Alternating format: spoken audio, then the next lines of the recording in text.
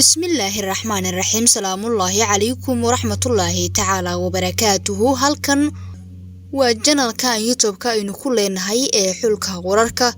Daawada waxaan kaa codsanayaa haddii aad nagu cusub tahay nagu soo biir oo subscribe inoo saar janalka, muuqaalkana like gare oo share gare si uu u gaaro saaxiibo fara badan. qaybta hoose ee commentiga aragtidaada qurxoon inoogu dhaaf waa inoo muhiim ah. Sidoo kale daawada haddii aad codsigayga ee tixgelisanaad baan kaaga mahadcelinaya. kuna soo dhawaada muuqaal cusub. Maanta waxaan warbixinta barnaamijkeena ku soo qaadan doonaa ama ku faaqidi doonaa taariikhda madaxweyne Maxamed Cabdilaahi Farmaajo. Ma soo ogtahay in Maxamed Cabdilaahi Farmaajo wax guri ama dhul boos ah uusan ku lahayn magaalada Muqdisho iyo adduunka oo dhami? waxyaabaha lagu amaano madaxweyne Farmaajo ee madaxdii hore uu kaga duwan yahay ayaa ah in uu guri dhisan intii uu xilka hayay xitaa hal guri. balse daawada warbixinta inta aanan u gudagalin waxaan kaa codsanayaa in aad markaasi janalka subscribe inoo saartid, muuqaalkana share garee, qaybta hoose ee commentiga aragtidaada qurxoon inoogu reeb. aynu ku bilownay. Maxamed Cabdilaahi Farmaajo waxa uu ku dhashay caasimadda Muqdisho sanadii 1962. waxa uu dugsiga dhexe ugu baxay iskoolka Kowda Luuliyo, kan sarena waxa uu ku qaatay dugsiga farsamada gacanta ee Lafoole. Farmaajo waa aqoonyahan Soomaaliyeed oo muddo dheer deganaa magaalada New York ee dalka Mareykanka. waxa uu inta badan noloshiisa ku soo qaatay qurbaha, gaar ahaan dalka Mareykanka. Farmaajo waa aabba dhala 4 caruur ah. waxa uu shahaadada koowaad ee baajka iyo shahaadada labaad ka qaatay jaamacadda New York sanadihii 1997 iyo 2000. shaqooyin kala duwan ayuu soo qabtay oo ay ka mid tahay dhanka xuquuqda aadanaha. agaasimaha guud ayuu ka soo noqday hay'ad u dooda xuquuqda bulshada sanadii 2002. wuxuu ka soo shaqeeyay safaaradda Soomaaliya ee dalka Mareykanka sanadii 1986 ilaa 1989. bishii Oktoobar 14 sanadii 2010 Maxamed Cabdilaahi Farmaajo waxaa loo magacaabay ra'iisul wasaaraha Soomaaliya isaga oo bedel Cumar Cabdirashiid Cali Sharmaake oo xilligaasi iska casilay bil ka hor inta aysan isku dhicin madaxweynaha xilligaasi Sheekh Shariif Sheekh Axmed. bishii Oktoobar 31 2010 xubnaha baarlamaanka ayaa cod aqlabiyad leh ku ansixiyay Maxamed Cabdilaahi Farmaajo oo xilligaasi ra'iisul wasaare dalka ka noqday. 50 maalmood ee ugu horeeyay xafiiska ra'iisul wasaare Maxamed Cabdilaahi Farmaajo ee xilligaasi waxa uu ku guuleystay bixinta mushaaraadka ciidamada iyo shaqaalaha dawladda. dhanka dagaalka, xukuumadda cusbeed ee Farmaajo iyo ciidamada Amisom waxa ay hanteen 60% caasimadda Muqdisho iyaga oo ka saaray dagaalyahanada Al-Shabaab. hase ahaatee dhowr bilood kadib khilaaf u dhaxeeyay ra'iisul wasaare Farmaajo iyo madaxweyne Sheekh Shariif Sheekh Axmed iyo afhayeenkii baarlamaanka Shariif Xasan Sheekh oo salka ku haya qabashada doorashada 2011 Agoosto. 19 bishii Juun sanadii 2011 ra'iisul wasaare Farmaajo waxa uu iska casilay xilka ra'iisul wasaarenimo kadib heshiis lagu soo gaaray Kampala. Farmaajo ayaa khudbadii uu xilka ugu dagay ku sheegay in uu go'aankaasi u qaatay danta dalka iyo dadka awgeed. 8 February 2017 ayaa Maxamed Cabdilaahi Farmaajo waxaa loo doortay in uu dalka madaxweyne ka noqdo kadib markii Xasan Sheekh Maxamuud uu qirtay guul daro markii uu dhamaaday wareegii labaad ee codbixinta. madaxweynaha Soomaaliya Maxamed Cabdilaahi Farmaajo ayaa hore u ballan qaaday markii la dooranayay in uu wax badan soo bandhigi doono 100 maalmood ee ugu horeysa, waxayna ahayd mid ay wada sugayeen ummadda Soomaaliyeed xilligaasi. waxyaabaha la xusi karo ee 100 maalmood ee ugu horeeyay waxqabadkiisa waxaa ka mid ah in dawladda Farmaajo ay xoogga saartay sidii shaqaalaha dawladda si joogto ah loo siin lahaa mushaarkooda. midaasina waxay noqotay tallaabo weyn ay ku guuleysatay, waliba ay kaga fiicnaatay madaxdii hore u soo martay dalka oo ugu horeeyo Xasan Sheekh Maxamuud, kaasoo shaqaalaha dawladdiisu ay ku lahaayeen 7 bilood oo mushaar ah. waxaana markaasi dhab noqday ballanqaadkii Farmaajo ee ahaa in uu si joogto ah u bixin doono mushaaraadka shaqaalihiisa. wuxuuna xilligaasi ku guuleystay in uu bixiyo 4 bil oo xiriir ah. Madaxweyne Farmaajo boqolkii maalmood ee ugu horeeyay dowladdiisa waxa uu ka shaqeeyay in dib loo soo celiyo sharaftii iyo magacii ay Soomaaliya ku lahayd dunida, waxaana hadda muuqata in Soomaaliya meel kasta si weyn loogu soo dhaweynayo.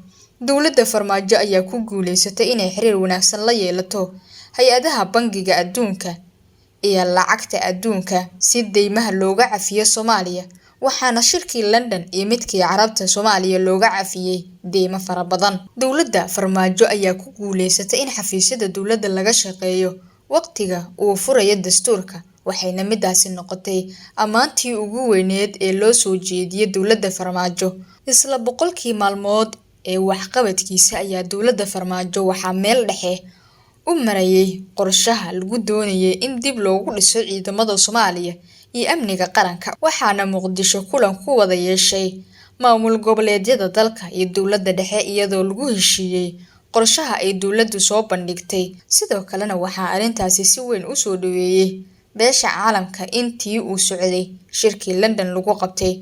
Waxaa hadda cad miro dhalka dadaalkii Farmaajo oo hadda waxaa dhisan ciidan aad u tiro badan oo u diyaarsan in ay dalkooda iyo dadkoodaba ay difaacaan. Gabagabada warbixinta ayaa ah in Maxamed Cabdilaahi Farmaajo wax guri ama dhul boos ah uusan ku lahayn magaalada Muqdisho iyo adduunka oo dhami. Waxyaabaha lagu ammaano madaxweyne Farmaajo ee madaxdii hore uu kaga duwan yahay ayaa ah in uusan guri dhisan inta uu xilka hayay xitaa hal guri. Haddaba mar kale ma u qalmaa in waddanka uu hogaamiyo Maxamed Cabdilaahi Farmaajo oo hadda ah madaxweynaha dalka? Aragtidaada qaybta hoose inoogu reeb.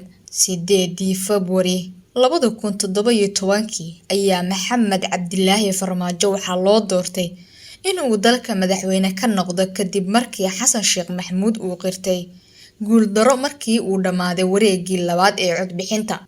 Madaxweynaha Soomaaliya Maxamed Cabdilaahi Farmaajo ayaa hore u ballan qaaday markii la dooranayay in uu wax badan soo bandhigi doono boqolka maalmood ee ugu horeysa, waxayna ahayd mid ay wada sugayeen ummadda Soomaaliyeed xilligaasi.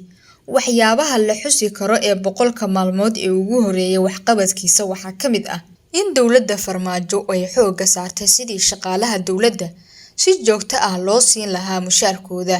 Midaasina waxay noqotay tallaabo weyn ay ku guuleysatay, weliba ay kaga fiicnaatay madaxdii hore u soo martay dalka oo ugu horeeyo Xasan Sheekh Maxamuud, kaasoo shaqaalaha dowladdiisu ay ku lahaayeen 7 bilood oo mushaar ah. Waxaana markaasi dhab noqday ballanqaadkii Farmaajo ee ahaa in uu si joogto ah u bixin doono mushaaraadka shaqaalihiisa, wuxuuna xilligaasi ku guuleystay in uu bixiyo 4 bil oo xiriir ah. Madaxweyne Farmaajo boqolkii maalmood ee ugu horeeyay dowladdiisa waxa uu ka shaqeeyay in dib loo soo celiyo sharaftii iyo magacii ay Soomaaliya ku lahayd dunida, waxaana hadda muuqata in Soomaaliya meel kasta si weyn loogu soo dhaweynayo. Dowladda Farmaajo ayaa ku guuleysatay inay xiriir wanaagsan la yeelato hay'adaha Bangiga Adduunka iyo Lacagta Adduunka si deymaha looga cafiyo Soomaaliya, waxaana shirkii London iyo midkii Carabta Soomaaliya looga cafiyay deymo fara badan. Dowladda Farmaajo ayaa ku guuleysatay in xafiisyada dowladda laga shaqeeyo waqtiga uu furayo dastuurka, waxayna midaasi noqotay ammaantii ugu weyneed ee loo soo jeediyay dowladda Farmaajo. Isla boqolkii maalmood ee waxqabadkiisa ayaa dowladda Farmaajo waxaa meel dhexe u marayay qorshaha lagu doonayay in dib loogu dhiso ciidamada Soomaaliya iyo amniga qaranka, waxaana Muqdisho kulan ku wada yeeshay maamul goboleedyada dalka iyo dowladda dhexe iyadoo lagu heshiiyay qorshaha ay dowladdu soo bandhigtay. Sidoo kalena waxaa arrintaasi si weyn u soo dhaweeyay beesha caalamka intii uu socday shirkii London lagu qabtay. Waxaa hadda cad miro dhalka dadaalkii Farmaajo oo hadda waxaa dhisan ciidan aad u tiro badan oo u diyaarsan in ay dalkooda iyo dadkoodaba ay difaacaan. Gabagabada warbixinta ayaa ah in Maxamed Cabdilaahi Farmaajo wax guri ama dhul boos ah uusan ku lahayn magaalada Muqdisho iyo adduunka oo dhami. Waxyaabaha lagu ammaano madaxweyne Farmaajo ee madaxdii hore uu kaga duwan yahay ayaa ah in uusan guri dhisan inta uu xilka hayay xitaa hal guri. Haddaba mar kale ma u qalmaa in waddanka uu hogaamiyo Maxamed Cabdilaahi Farmaajo oo hadda ah madaxweynaha dalka. Aragtidaada qaybta hoose inoogu reeb. Ugu dambeyntii aad baan kaaga mahadcelinayaa daawashada muuqaalkan. Fadlan haddii aad nagu cusub tahay nagu soo biiro channelka subscribe inoo saar muuqaalkana like garee oo share garee si uu u gaaro saaxiibo fara badan. aad baan kaaga mahadcelinayaa daawashada muuqaalkan. haddii aad codsigayga iyo tixgelisana daawadaad baan kaaga mahadcelinayaa balse daawada inta laga gaarayo muuqaalkan kiisi xiga rabbi idinkiina badgaliyo.